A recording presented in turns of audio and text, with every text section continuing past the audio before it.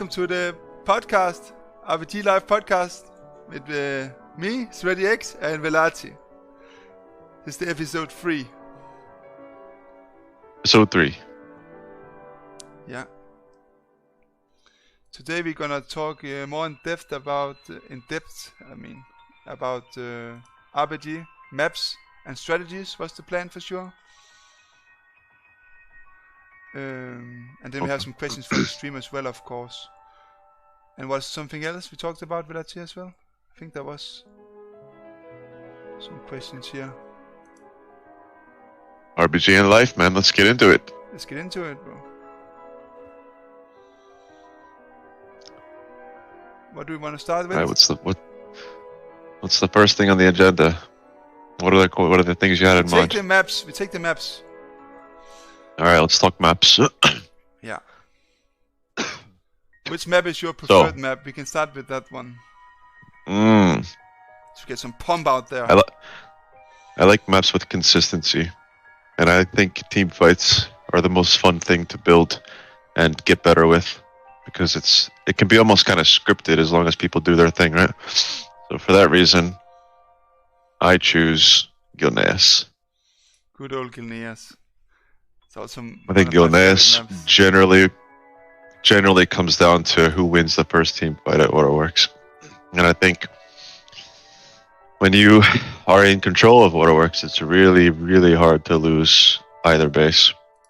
Because then you can be undermanned at the base you already have, and you're fine because you're rezzing. And then you can have good flow. You have good floaters and good map awareness, enemy presence awareness. And yeah, I like that map. FC maps are okay. I think AB is the worst because it's so much happening, and weird things can happen there. I think maybe After Storm is the most punishing though, because if you actually lose a base, it's just almost GG. If you lose one base, it's so rough to come back from. But it's also really rewarding, but really punishing as well, I think. I think either storm it can be the most simple or it can be the most complicated, both. Yeah. You know what I mean? Like if people want to play it standard, then it comes down to the first flag cap in mid and who has the stronger team fight. But people can get pretty crafty with strats. Like there's been games like serious games, where we just cap both war nodes and then ghost both of them. And there's, things like this exists. And then what you do with those two is you could double ink a base, you can have them both ink one base, because generally the other team will be ghosting at least one, so you can pick out which one that is.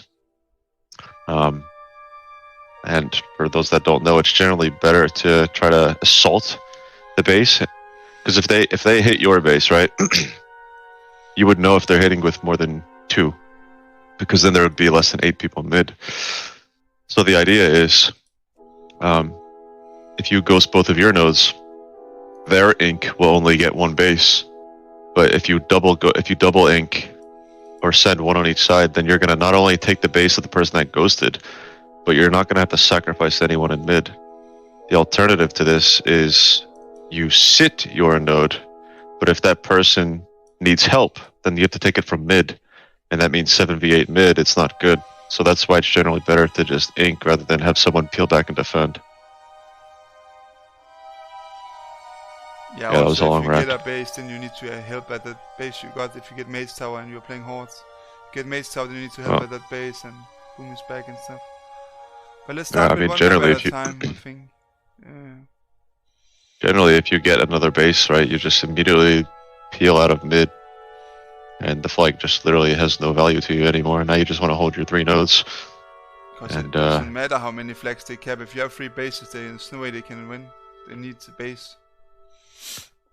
And there's some good strats. Like, let's say you have Blood Off Tower, Draenei Ruins, and Mage Tower, right? If you're gonna ghost a base, the safest one to ghost is Draenei, because it's in the middle. So you can have people ready to peel because it's in the middle, and you're watching everyone. And it's always harder to hold opposite, right? So they're probably gonna end up, if the team fights BET, they're gonna hit MT and vice versa, if those are your 3 nodes. So there's like strats involved with this, and how to position, and how to handle ghosts. I mean, you never want to not ink sometimes, right? Because it's you don't want them getting so comfortable that if they have one base, they don't need to sit it. So it's sometimes good to send a rogue there just to check and see if it's a free base. Yeah, things like this. There's a lot of ins and outs to it, but let's talk more about Gilneas, I think. yeah. For me, Gilneas is always like, it just feels good when the Q pops and it's Gilneas. It can never feel bad. I can never feel bad about a Gilneas pop, unless I have a double rogue and I don't play for fight. Maybe it's kind of bad, but I always feel good about getting a Gilneas pop. It's never like a bad feeling, for me at least. And then I like to play for team fight, of course, at Waterworks. It's so important in that map. But you can do like ink strategies as well, but I just think that team fight matters so much at Waterworks. But more is that there's also different comps you can run. Like, is anything particular good comp you think that's good for Gilneas? It's like a team fight oriented, or? I mean, there's some variability, right? You have the standard comp, and you sit FC. You could have the FC go boomy and sit rogue, but that's generally not as good because you want that opening strength with smoke bomb. Then you have replace FC with a hunter, which could be good too. I think something that works really well is you have the rogue go in, help get the first kill, drop double bomb, and then the rogue can go back and sit mines while the hunter goes and assaults. Or you can have the hunter ghost if you know where the rogue is and just maybe go get the trinket really quickly, then go back and defend, and then the rogue go assault and guaranteed get it with blind. Or they go together if it's another hunter, right? Because you can't really cap on a hunter too consistently. Yeah, things like this. I think hunter is probably, well, maybe not the best, but very close to feral for defending. It just depends on the player, but I think a hunter will get capped on less because having a pet and double deterrence and all that. I think it's tough to find. It's tough to find a druid that's gonna use sap smart, or sorry, use mushrooms and cloak of fire smart enough to where if he gets double inked, he won't get capped on. It's a lot of pressure for someone who's not super experienced. Yeah, for sure. So I like hunter for that. But again, you know, on double ink, you should be there anyway. Unless you're mates defend is not really a thing because you want the fire mates in the fight. You don't want a frost mates defend or anything. Yeah. Really a thing. Mages are actually really good to defend though. I think they're better than boomies in my opinion. Maybe it's just the way that I handle it, but I feel like a mage can survive a lot longer than a boom can. And mages have mirror images too, likewise Trents. But yeah, it's a lot of times people don't want to sit mages ever because they normally just bring one lust. So it's kind of tough for that. Frost, you have a pet as well. But yeah, I mean the pet, it's nice, but you have mirror images, right? So oh yeah, it's sort of the same. It just depends if they get bad like targeting. Because I know for other expansions, you actually played with Frostmates defend like Borders of Draenor and stuff. I had a friend, he even renamed his mates to Mates Defend on Discord and stuff because he was always defending. Oh yeah. That's how we got his hero. He was just defending bases all the time. It's mates. I mean, in Miss Pandaria, you will never see a mage in a team fight. Like literally never. They're always, from what I remember, they're always defending. Yeah. So enjoy the fire mage, topping charts, and big impact team fight while you can. But let's talk more about the Gilneas again. Like, what happened? What would you do if you lost the first team fight? Would you just instantly go again for that base, or would you maybe push the mines if you're alliance? Would you push mines then, or how do you think about it? If you just lose the first team fight, what is the plan? I don't think you ever push mines just because you want to go mines. I think it just generally refers to, or has to do with where they are. Like if there's 5 of them still at Waterworks and you can get a DK rogue to slow them from transitioning, then yeah, a hard push there is good. But it depends a lot on cooldowns, it depends a lot on Lust, CD, and their location, like I said, from my experience. Because it's not like, you know, if they're all at mines and all going to be there at the same time, it's not like it's going to have a different impact because it's a different node. And I don't know. I think mines might be tougher to hold than waterworks. So it's like, why would you do that if it's the same team fight? So yeah, it would depend on like these things.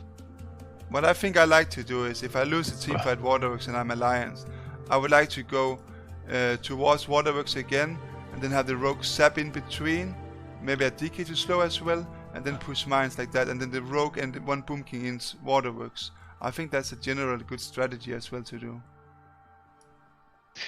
Yeah. So obviously, you can go mines as a distraction, and then have people maybe engage at mines and then peel out and hope to be unnoticed, or ghost and have like feral rogue hit it. That's good too. Something like this. Yeah, I just feel like if you ghost in Gilneas, I think it's most of the time bad against good teams to ghost in Gilneas, to be honest. It's so punishing. There's always going to be one guy close to, if you lose the first team fight, I feel like there's always one guy close to cap your base, so you can't really ghost it. I think it's kind of risky. I mean, I'm not really good with calling inks and who should ink and when, since my job is not this. I try to look for patterns, and what I see is generally it involves accounting for the enemy rogue, and then ghosting your base, and then your rogue also peels off. That's like the most common, right? Is the feral ghost, and then a rogue cloak vanish from team fight and goes quickly before they notice, and pray that no stealthers hits your ghosted base. That's like the most common thing that you can do. And then at that point, you need everyone to slow, and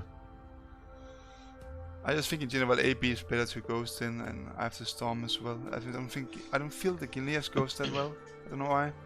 There's some times where I feel the ghost in space and then instantly with the rogue and stuff, and it worked out kind of well, but you know, it's not me who's making that call either. If the rogue or boomy or druid or whatever is defending has this overview and can see when it's good, then that will really help me a lot. But I feel like most of the time they don't have this overview, or I don't trust them for some reason, so it's kind of hard for me to give these calls always.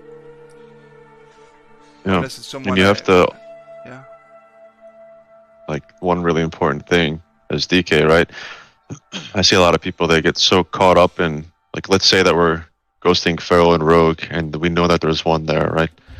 Then the objective doesn't become, let's kill everything and get on the best target to kill. Now the objective for me is stop them from leaving, and try to make it seem like we want to fight here, but in reality, we're trying to keep them there and take the node, right? So it's, I see a lot of people get distracted with this, and someone is just able to freely leave, and it's not just DK's faults, but it's anyone that can stop them's fault, you know? Anyone can contribute to slowing down, like Curse of Exhaustion or Cone of Colds, whatever, right? Novas, Polys, there's a million things people can do, but I see priests just walk away from team fights, Pallies walk away from team fights, and they're not even, no one's trying to stop them. But it's like so imperative, because if a healer gets there, most likely he's going to stop the 2v1 ink and provide security with especially immunities. So.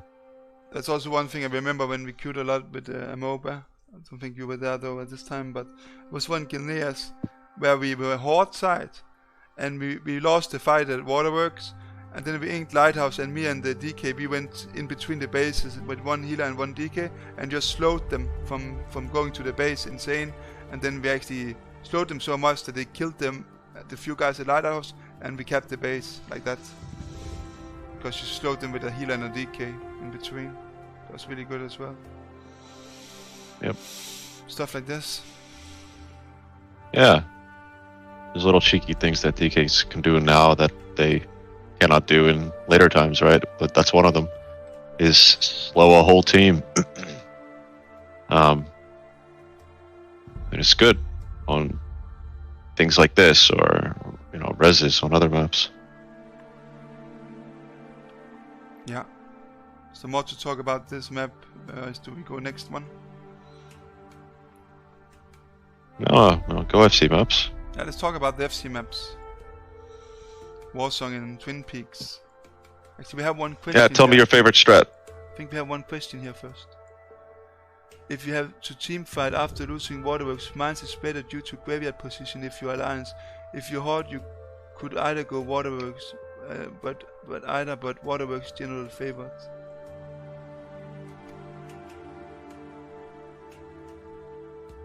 I didn't really think about that, to be honest.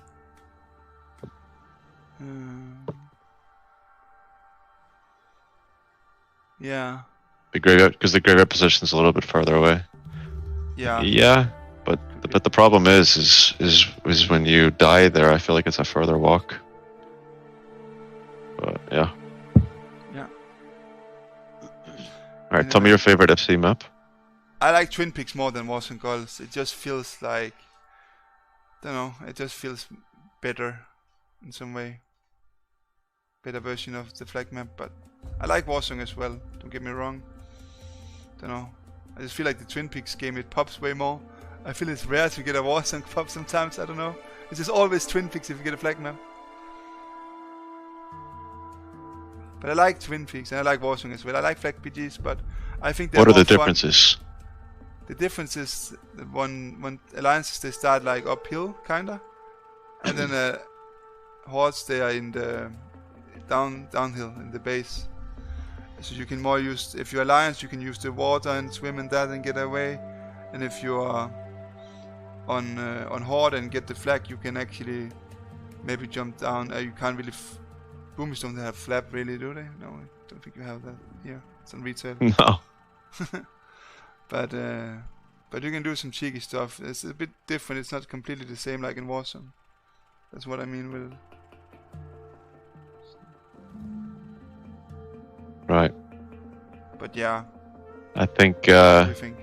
I think on Warsong, team fight is not as important as it is on Twin Peaks. I think it's just due to the map being so much bigger, and there's a lot more things you can do. Like you can gauntlet a lot better.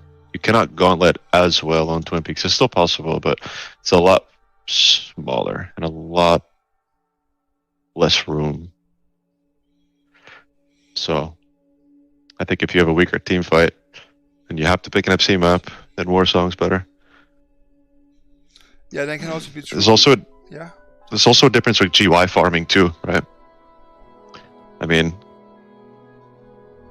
like if you're well, Twin Peaks is actually better if you're losing team fights for the FC reason, because you can life grip them up to the graveyard and then no one can grip them down. So there's that. That's kind of insane, right? It's actually a bug, to be honest. It shouldn't be like that. It was never like that on retail. You lose the flag if you grip people up the graveyard on retail. I don't know why it is like this. It's actually a bug. Yeah, I mean, there's a lot of differences, I guess, between the different maps, but I don't know. A lot more room for different things that happen on Warsong, I think. Twin Peaks, I feel like it's the map where people get GY camped a lot more as well. I don't know why. Easier to gather. Smaller area for the graveyard. I think it's easier to stack rooms and stuff. Twin Peaks. I have a question for you, Shreddy. Yeah. In regards to the flag carry maps in Kata, why do people fight in the middle instead of having an offense and a defense? Why do they do that? That's a good one. Well, you can potentially do both, but it just seems to work better to have that big fight in Kata. And on retail, you actually have offense and the defense a lot. But I'm not actually 100% sure why it is like this. That's a good question, isn't it? I have just tried to play both ways, and it just seems way better just to have the team together, because the team fight matters more on Kata, I guess. Team fight actually matters. On retail, it's more easy to flank a FC and kill him, I think. I'm not sure. I don't have the best answer for this, to be honest. It's alright. What do you think?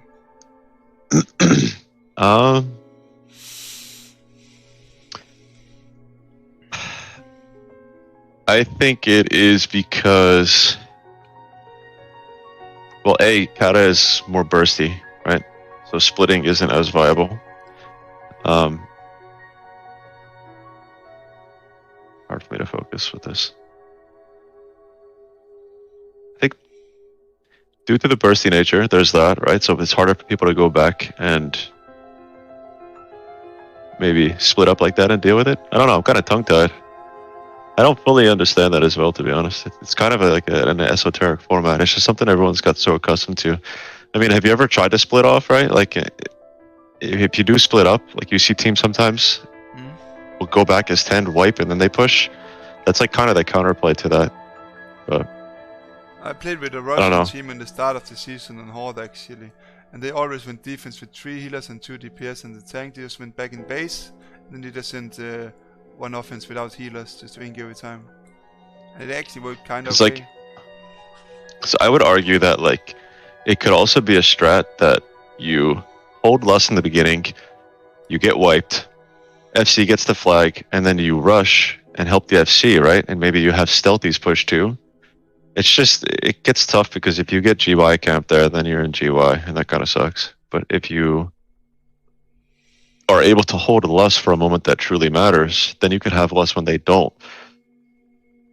I mean, that's like, I don't know if that's going to be viable on an equal team, but I just think there's a lot of things to mess around with so like much in every game you play. Like, the first team fight just matters so much.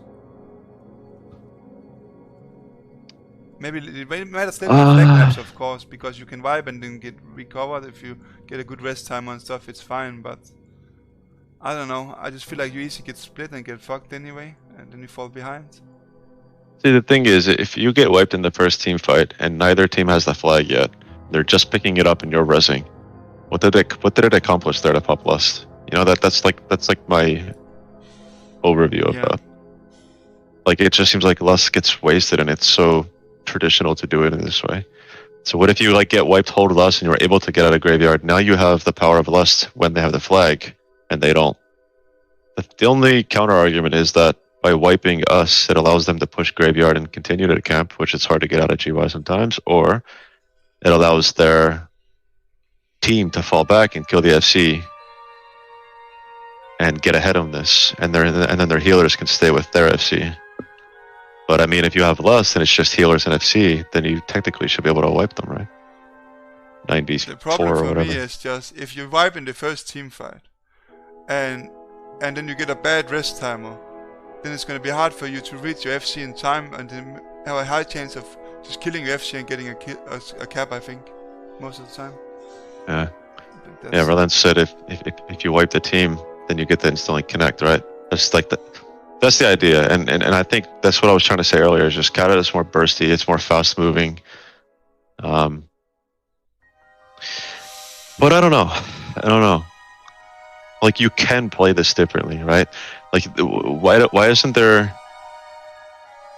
more people trying to send the FC in stealth and then wait 9 people in flag room? Like, you can't pick up the flag if there's 9 people in there. You know what I mean? It's just chaos. Like, one thing I noticed from playing with Imbajon is he's not playing fight so much. He's actually inking the FC a lot more than any other rogue I played with. He's actually on that FC always, and he also plays with weird weapons that roots them and stuff, you know. So it does some cheeky plays, Imbajon. So yeah, sometimes it's about people could just get so caught up with playing the traditional thing and get stuck in routines that they don't understand. And I like to question things like this. Like, even though waiting in flag room, for example, that I think that's kind of clearly not the best thing you can do. I think my argument is just like, you know, why not? Why not? Like, let's just try it. Let's try something different and see how it goes. I think if you play double rogue, you should have one defending, but other than that, I don't think so. They're gonna steer the stunts anyway.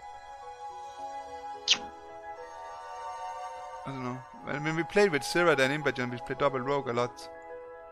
And Imbajon, he was always just like playing in the back and inking the FC early and almost forcing all defensives and maybe scoring a kill on him, even himself, you know. So yeah, it's up to the rogue as well. If the rogue is really confident and really good, like, maybe he can do plays like this. But if it's just a random rogue from trade or whatever, like, we'll just play fight because it's the easy option, I guess. But maybe not the best option against everyone and every team. Sure.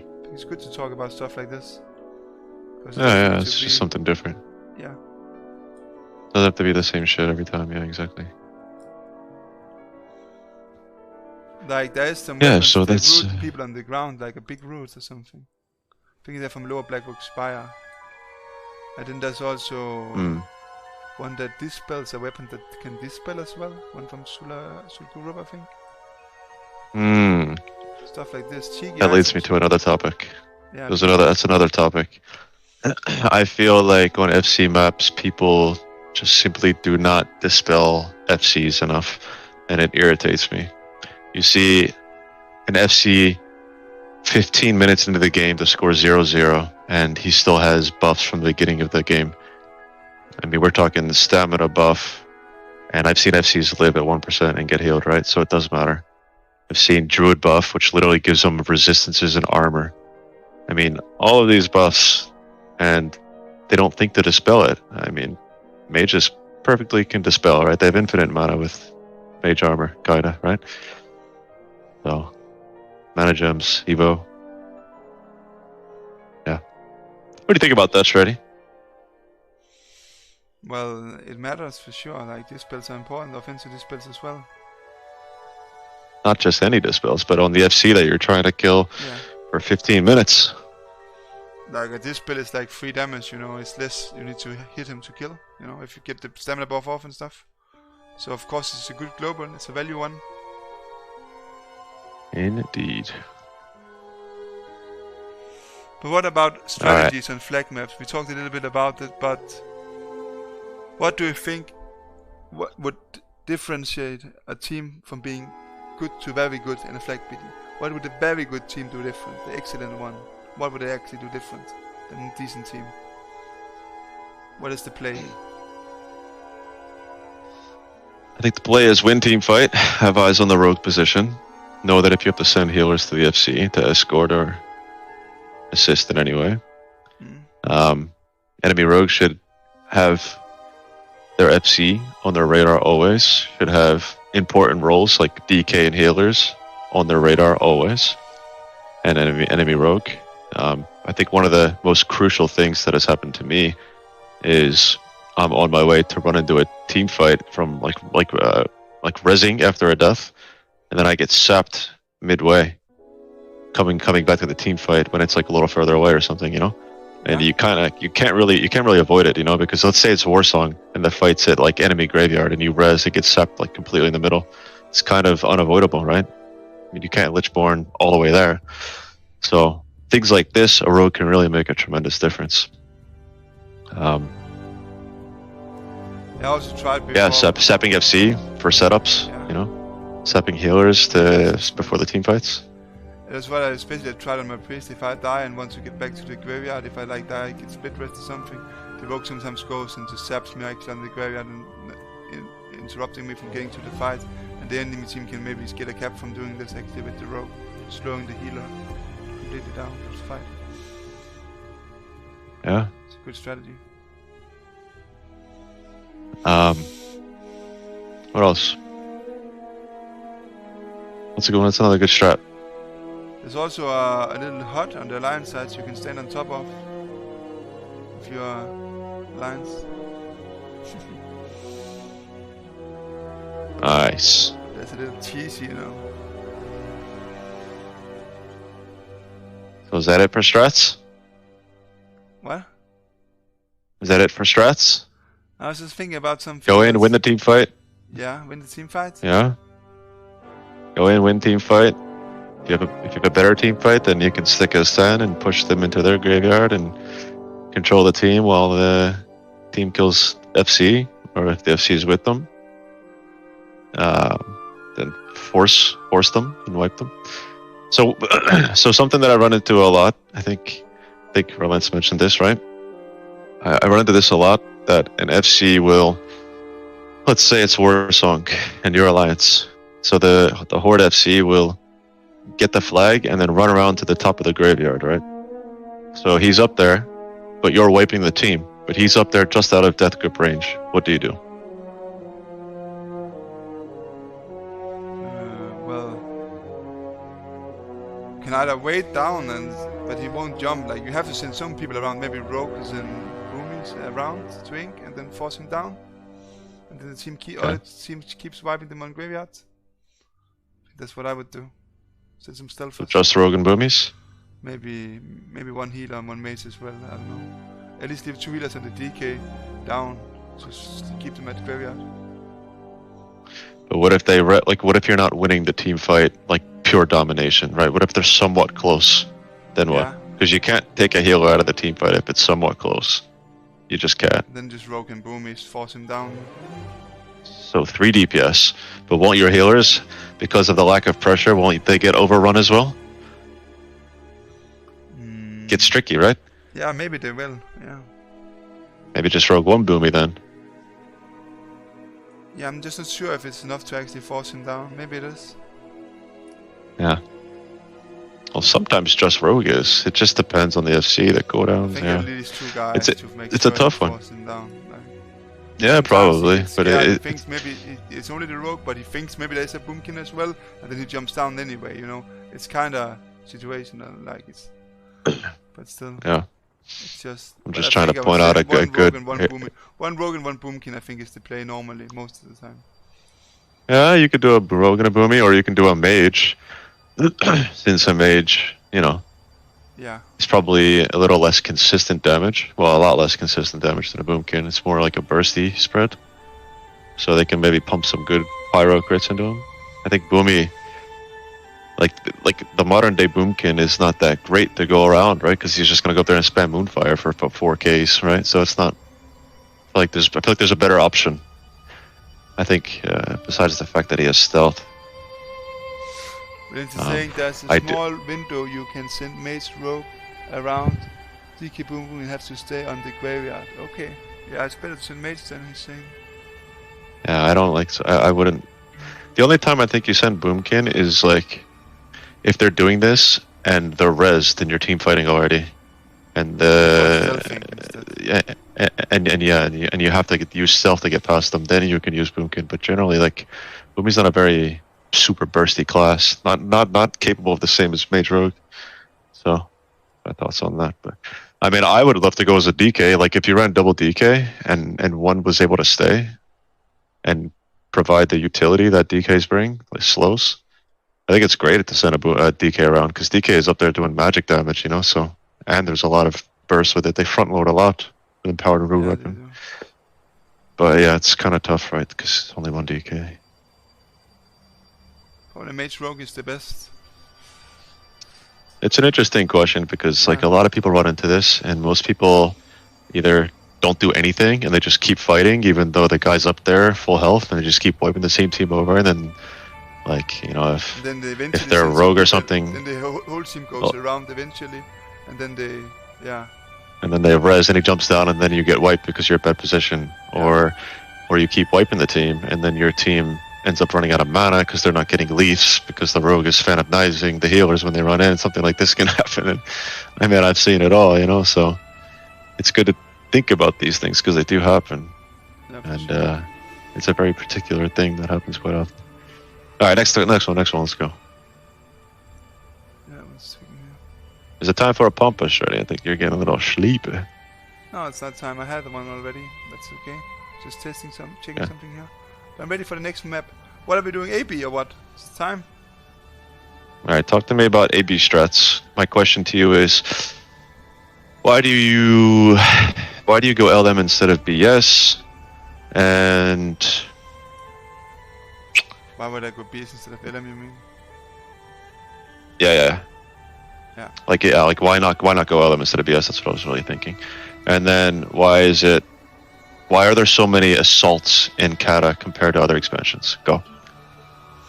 Yeah, I think for sure that the BS fight in the start is the most important one. You can play for GM and LM more, but I just don't think those spaces are as important, because if you have BS, you can control the game and you can run to wherever you want and get those spaces. So I just think the BS it's rarely a team wins the game if they don't get BS, I think, in AB. I think it's rare if you play off bases and win like that. Of course, I've won plenty of games by having weird nodes. Yeah, it's doable, but I just don't think it's the standard, to be honest.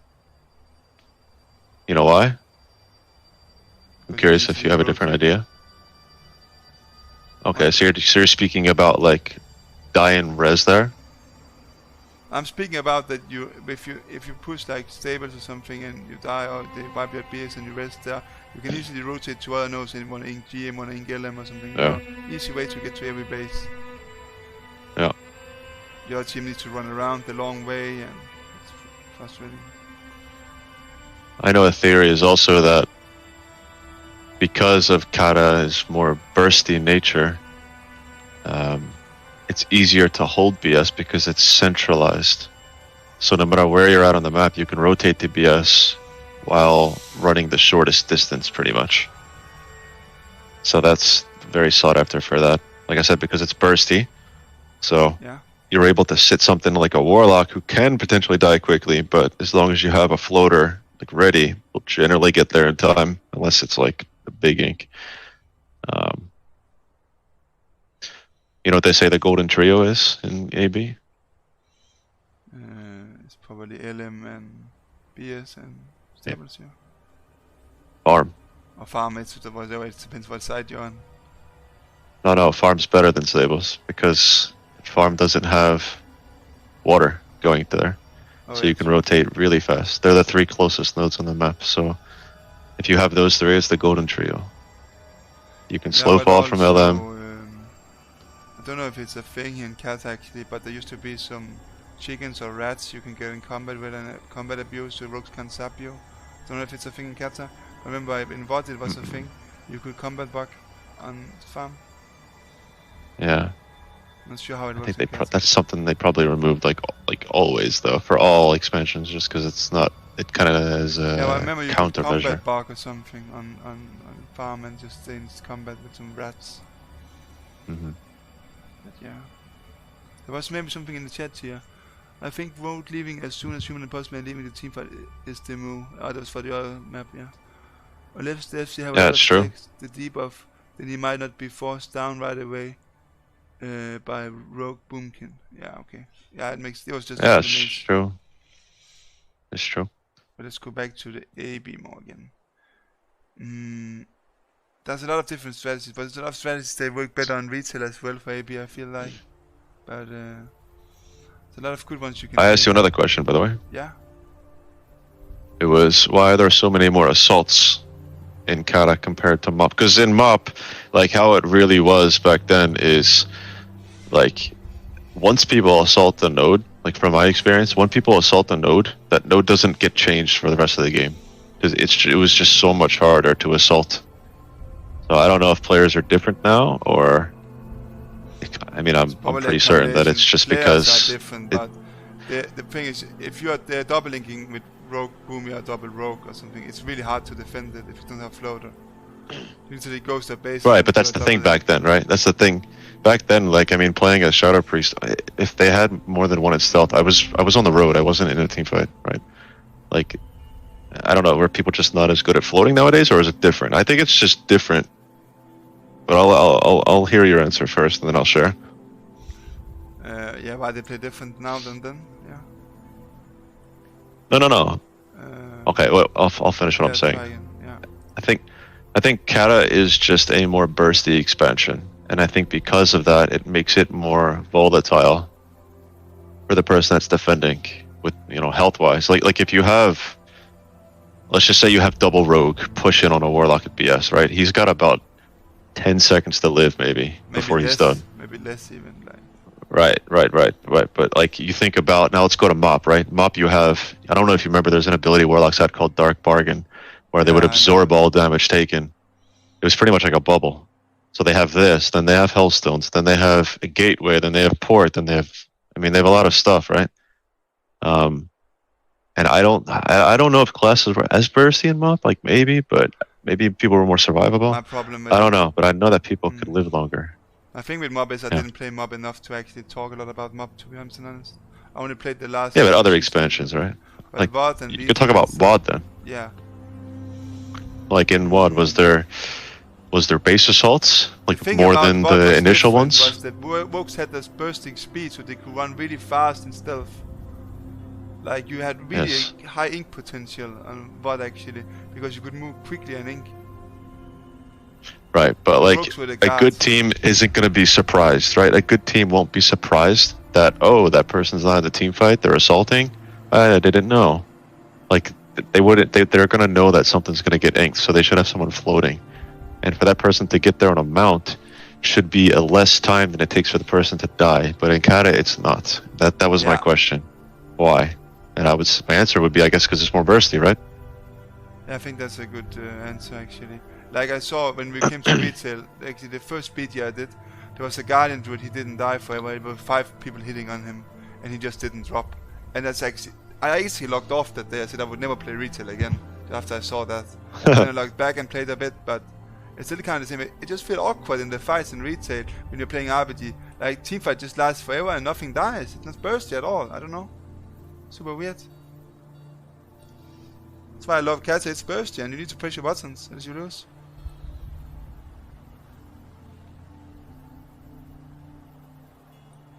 Yeah. I think there's AB. The problem with AB in here and reads Kata is just that you cannot really get a base solo if you're soloing. It's really hard. They need to actually do some proper fuck up, you know? Like, if you're gonna solo, get a base. Yeah. On retail, you can actually do that as rogues and stuff. You can actually solo and get bases. And you can double link with the share with duel and all this stuff as well. Merlin said that they're there, by the way. The rest. Yeah, okay, you can combat abuse then. Interesting. Yeah. I wouldn't think that they would allow something like that in the game, right? But guess they do. Kinda crazy though. But also this is just about AP. Like I really like to send. There's a retail strategy more than a Kata one, but I like just to send 2 people in stealth to LM. The problem with it in Kata is that druids they walk so slow in stealth, you know, and hunters they can be seen in stealth. But what I like to do is just send 2 stealthers LM, like Rogue and Boomkin, or Hunter and Rogue, and then just play for middle, and send one guy, even a tank GM or something, and then just let them cap LM, and then when they leave the base and have one guy defending it, maybe a warlock or something, they just open, get the base, and it's like almost a free guarantee base most of the time, especially against lower teams. On higher teams they will notice, of course, but on decent enough rating you can outplay people like this. It's the so-called, I would call it the old Mikos strategy. He was the guy that did this a lot back in the Warlords. That's where I remember it mainly from. So. Alright. We hit that one good, bro. Yeah, we need to talk more about, is there more maps we need? There's no Zero Shot, no Codmogo and stuff we can talk about this time, so. The cat is a bit simple with maps, like there's not that many different ones still. But there are good ones for sure. And I have another question here, I don't... Like, how do you think you can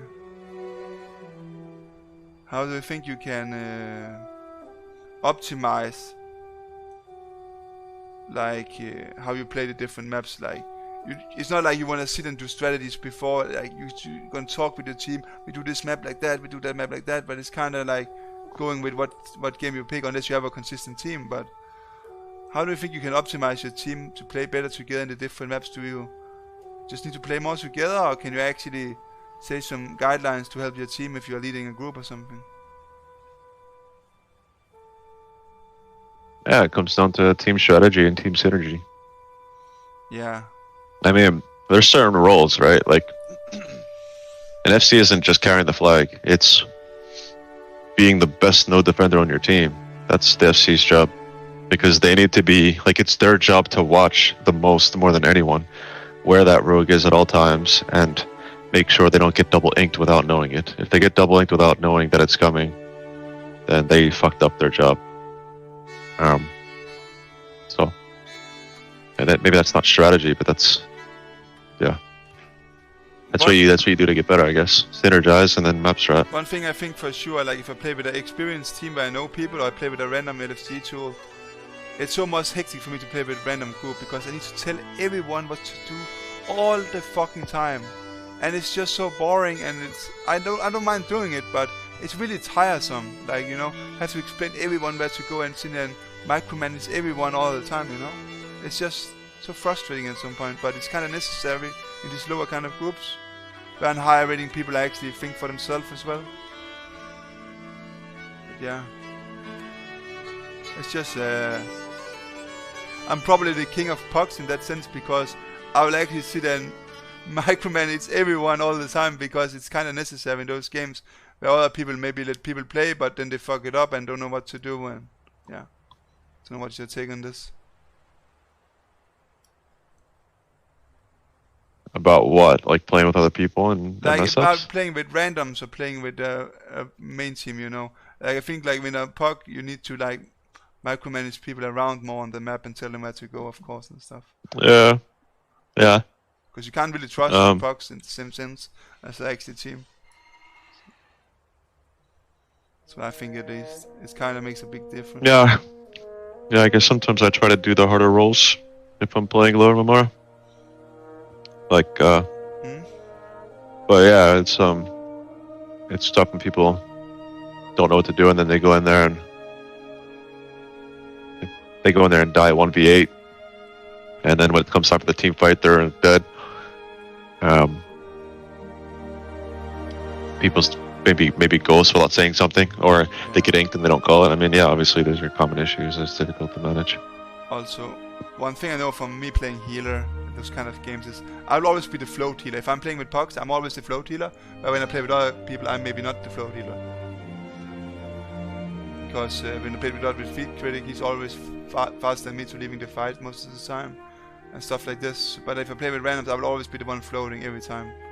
Because I just can't trust someone I don't know that they will float, you know? I need to do the job I can myself. Yeah. Yeah. Yeah. Was there more questions here in the chat? There were some questions from the chat earlier as well, already. Do you have more questions first? Anything we didn't talk about? Trying to think of another AB question. Yeah. I mean, you have the classic 10 strat, where you go 10 people BS and hope that the feral can, I guess, create enough pressure on the healers so that your team can pull ahead. One thing that I found effective is if you go 10 there, you have the feral, like I said, sit on healers, maybe clone another, do kicks, bashes, all these things, and it's like almost having a second rogue. And then the other 9 people can really focus on standard team fight, killing boomies, DKs. So that's a strat, I guess you can say, technically, for that. Interesting one. Yeah. For BS, outside of that, obviously you can do the 9-man and just have the feral run around and cap all the nodes. That's another one. Wouldn't that require the feral to actually have 2 feral specs and one like cats kind of spec and have some more people here maybe? Wouldn't that be better if you had that? No, because he's not there to maximize damage. He's there to produce damage, but also aggro as well. You know? But wouldn't it be better for him to have the malevolence weapon and stuff from raid and shit like that? Are you trying to justify your gearing of your feral right now? I'm trying to, a little bit, you know. I would say probably not, because if they're defending a node, I think that's the priority, is having them survive. Yeah, as long as they can. They can switch the gear in the game, you know. Okay, sure then. And there you go, you found your first use. Yeah, I was trying hard, you know, guys. Hello. There you are. Yeah, I mean, but yeah. Full PvE gear, also an idea, right? Like full PvE and just destroy the healer? Yeah. So that's possible. Gear swap you can do. Like, also, I like to run a little bit lower resi the first team fight. If I get focus, I can equip more resilience in my classes. What is your thoughts on that? I think it's smart.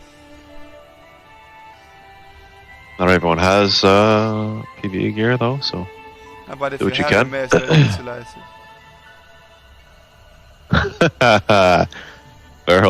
Feral GDKP. Fuck. It's too late, Relance. It's already done.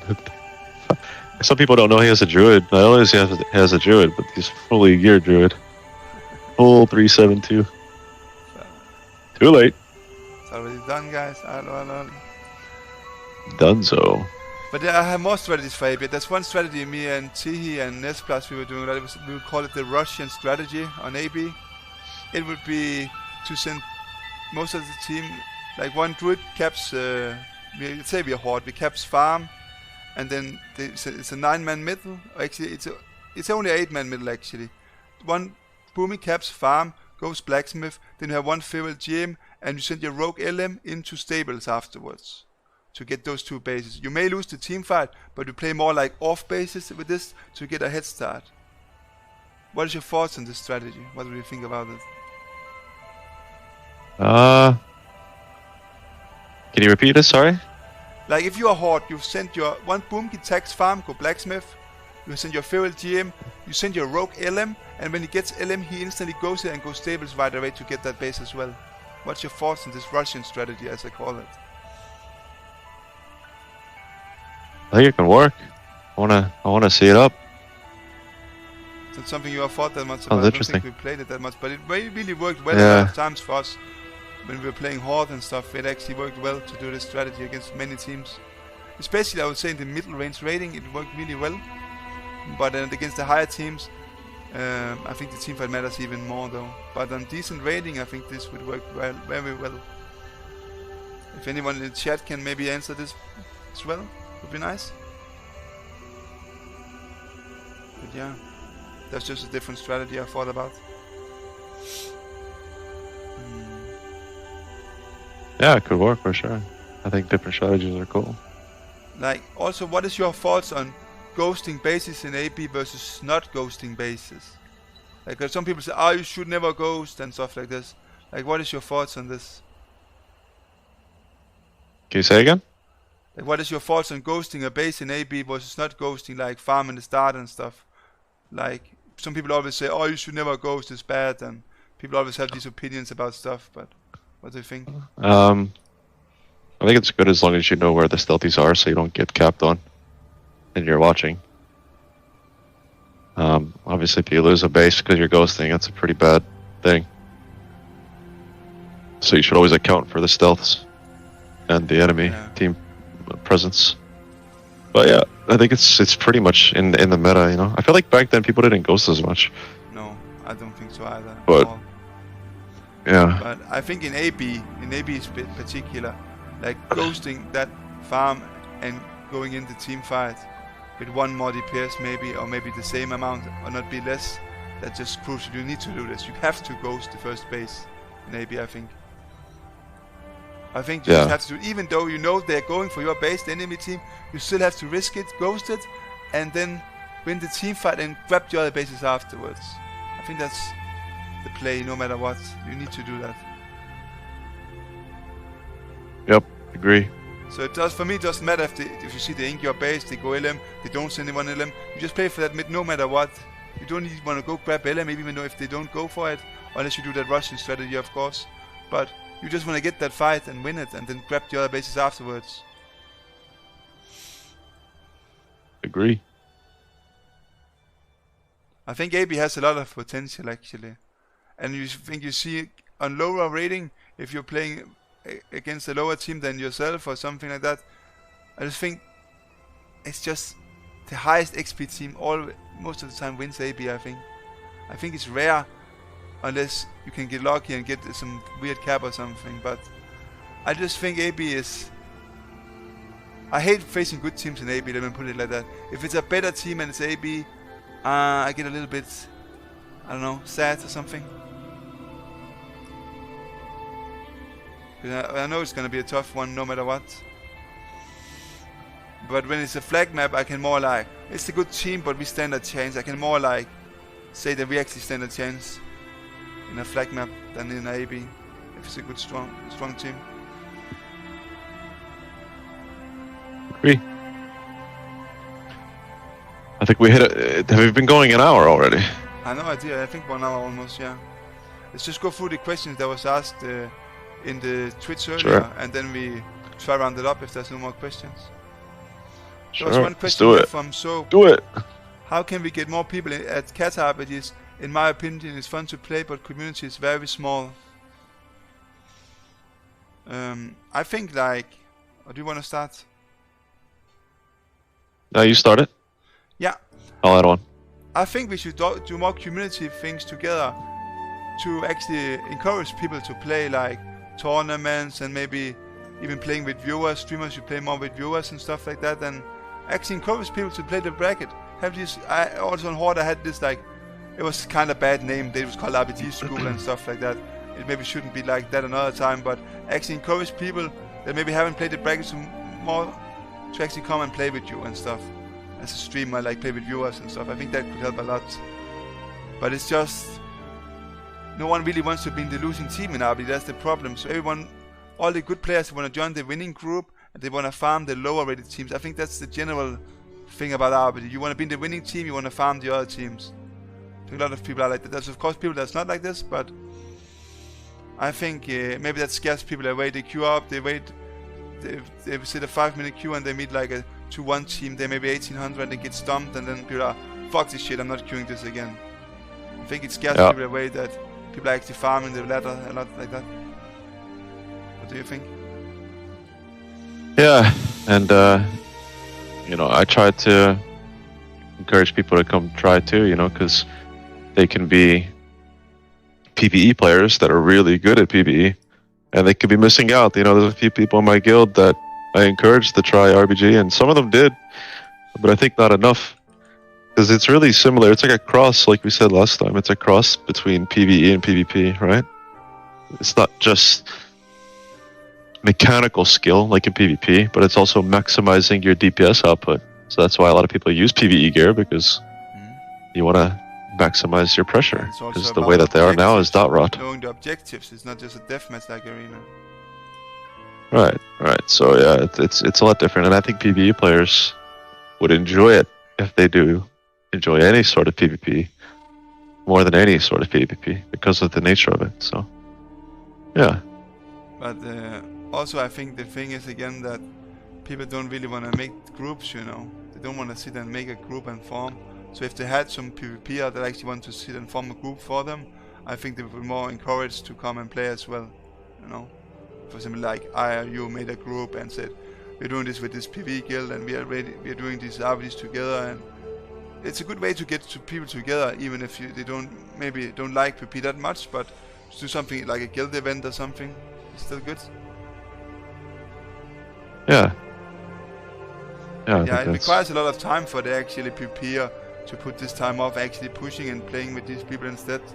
It's a lot of time it requires, where you could have pushed waiting instead for yourself. So yeah. Exactly. It's about giving back to progress in this and actually get people to play. And also, for me, there does need to be a zillion people that plays RBG. Of course, I enjoy it when it's more active, but I don't really think it will be more active than arena in that sense or something like that. But as long as the bracket isn't dead, it's alive, then I'm happy about it, in my opinion. That's right. It's harder to get 10 people, of course, so there's that, but keeping RBG alive. Also, away we go. If you in the chat have some questions you thought about asking us, you can just ask us on the run. We're gonna round up kind of soon, so it's about shooting them off now. There was another question, which was from Valence. What is your opinion on the first classic water cutoff being 2409? Do you think it's a positive thing, or do you expect it to be that low? What's your thoughts? Do you want to start? I mean, no matter where you make the cutoff, there's always going to be a competition around that level. I think it's okay that it's low. I wish there was more titles, because the people that are too high or too low will end up just not playing because it's out of their reach or it doesn't matter. So I wish there was more titles, like I said, so that some of the people that are 2.6 would queue up again, or the people that are 2K would queue up again. But having one title, I guess it doesn't matter where it's at, because like I said, there's going to be people around that rating that are going to be, or I guess just below, they'll be pushing for it. But yeah, and I don't know. From what I hear, that I guess I suspect it to be accurate, because everyone's saying that the glide cutoffs have always been accurate from that website, even though it's the first RBG season. I think it should be alright, or should be accurate. Sorry. Yeah. What I think is also that in Warlords of Draenor they made, I don't know if you remember, but they made the titles a bit different. Yeah, I remember. The They made veteran of the Alliance, the Guardian Guardian. of the Alliance, the Defender, the Soldier and stuff. Yeah. Hey, Mr. Matt's here. Oh yeah. See it now. We should do a little side quest right now and tell him a little bit of the updates. What has transpired. Take it away, Shreddy. Yeah, we're actually forming a RBG tournament. It's coming for Cataclysm now. The Animalistic Ruthless Saga. And we are here to invite you for the tournament. What's your thoughts? Hello. But yeah, what I think about this with the cutoff and stuff, I expect it to be a way higher actually. I thought it would be at least 2-5. So that's why I kind of tanked a bit on my Paladin, because I was sure I was not in range. So, but yeah, I'm still in range though, so it's okay. I think what they should do, if they cared enough about the game, they should make some kind of, so you couldn't just play the first weeks and then just sit raiding, you know. They should make some kind of deflation so you actually had to keep playing to get your title. I think that would be good for the game. Also, I think they should make a rank 1, top 0.1 for the rank 1 players. And they should also make like, why wouldn't they make like a Guardian, a Soldier and Defender? I think that was a good thing as well to have that also apart. And have like an Elite on 2.2, so when you got the Elite title, you get an Elite title as well like they have on retail. I think that would be good for the game, to have like Elite for Arena and RBG, like Elite 2.2, get Elite gear, get Elite title, and then have Soldier, Defender, Guardian, and Hero, and then a top 0.1, maybe a seasonal title like what's it called, Vicious Martial or something, I don't know, something like that would be cool. What do you think? Yeah, they should do some sort of rank 1 and duelist, challenger, these things. That would be good. I just don't think Blizzard care enough about Battlegrounds. I don't know why. Like, they just don't care enough to do this. As they would have done it way back, you know. So, was there any more questions? We're gonna round up now, guys. Let's have a look. It's the last time to ask a question for this podcast today. Also, if you have some subjects to talk more about for another time, you're welcome to ask in the podcast channel in the Discord. You can ask questions there on the run if something comes up as well. So. Right. It's good chatting. Yeah, awesome. Let's play some RBG, guys. Hello. Let's go. RBG time. RBG.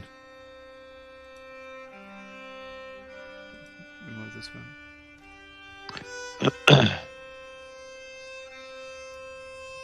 Can you drag us up into the public channel? Did we even move channel? I don't think we did. You are in the public channel. Yeah, we didn't. Wow. This time. We were staying public. She listened to us the whole time? I was behaving. Oh, man.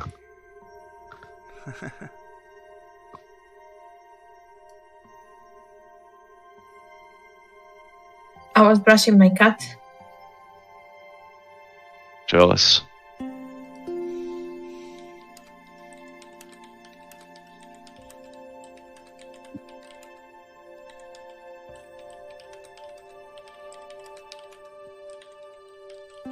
Just typing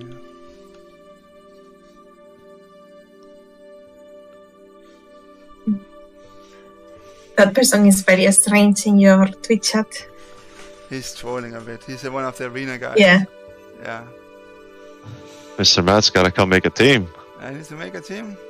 Prove the arena guys are better than RBG players, you know. Isn't that the competition? Queue up. Thanks for participating, Relance. I appreciate your input. Always greatly valued. Relance is a also, Lily, fucking pillar in the community, man. Who's Lily as well. What kind of team are we making? What are we cooking on?